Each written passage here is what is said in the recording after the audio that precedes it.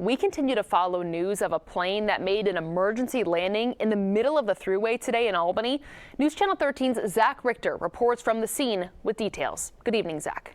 Good evening, Rachel. The Albany County Sheriff's Office says that plane was having icing issues in the air. And with this snowy weather, that plane able to make an emergency landing safely on the Thruway, preventing any injuries.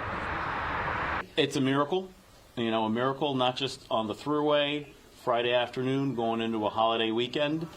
It's a miracle. In Albany today, a plane making an emergency landing on the Thruway. Albany, be advised, we just had a small plane land on the Thruway at 142 northbound. Should be right outside of the big house. The small plane touching down on I-87 just before 1 p.m. today. The 3 people on board the plane, including the pilot, all able to make it out safely. I'm going to say it was a safe landing. I'm pulling up behind it right now. We are on the, I'm on the ramp going northbound into 23. There's people getting out. That plane was traveling from South Carolina to Bennington, Vermont, when it started to have icing issues in the air. The pilot realized he was not going to successfully reach the airport, observed the Thruway down below, and decided to make an emergency landing. That pilot making that emergency landing just before exit 23 on the northbound side of the Thruway. So he successfully landed the plane, amazingly without striking any vehicles or injuring any of the 2 passengers he had inside the plane.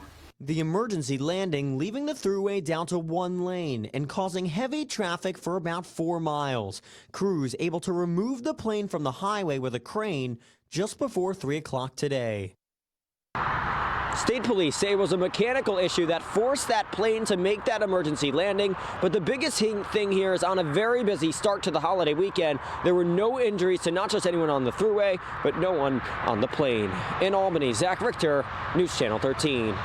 Zach, thank you so much. Now, this is not the first time something like this has happened in our area.